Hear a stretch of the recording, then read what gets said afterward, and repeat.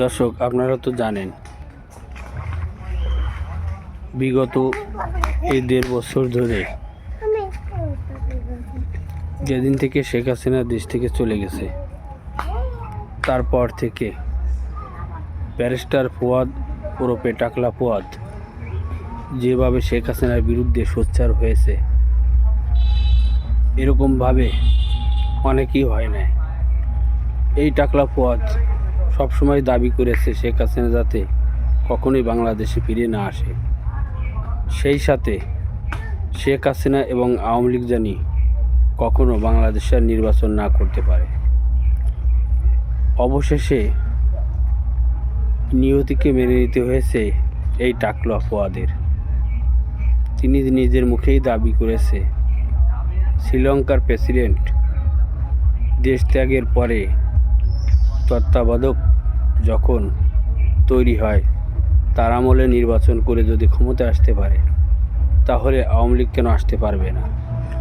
এই টাকলা ফুয়াদ এক এক সময় এক এক রকমের প্রোপাগান্ডা ছাড়ায়। তিনি কখনো বা সেনাবাহিনী, কখনো বা আওয়ামী লীগের বিরুদ্ধে, কখনো দিল্লির বিরুদ্ধে। এই ফুয়াদ কী চায় ফুয়াদ নিজেও জানে না। এই ফুয়াদ আগে কি করত আপনারা নিশ্চয় জানেন। এখন শেখ হাসিনা চলে যাওয়ার পরে তিনি এবি পার্টি নামের একটি পার্টির সাথে যোগ দিয়ে তিনি নানান ধরনের প্রোপাগান্ডা ছড়াচ্ছে আওয়ামী লীগের বিরুদ্ধে। কিন্তু উনি বুঝতে পারতেছে না পরবর্তীতে ওনার ভবিষ্যৎ কী হবে।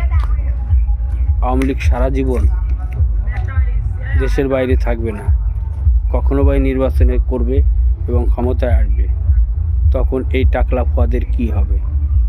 সাথে তার আরও সাঙ্গাপাঙ্গা আছে যারা ইতিহাসকে বিকৃতি করে কথা বলে, যেমন দিল্লির বিরুদ্ধে সোচ্চার হয়, আওয়ামী লীগের বিরুদ্ধে সোচ্চার হয়। সত্যের পক্ষে যেই থাকুক তাকে সে কখনোই মেনে নিতে পারে না। তিনি হচ্ছে পাকিস্তানপন্থী, তিনি পাকিস্তান ছাড়া কিছু বোঝে না।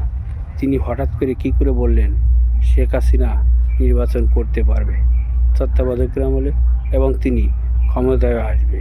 তাহলে দেখুন এই ভিডিওটা, এই টাকলা ফুয়াদ কী বলে শুনুন।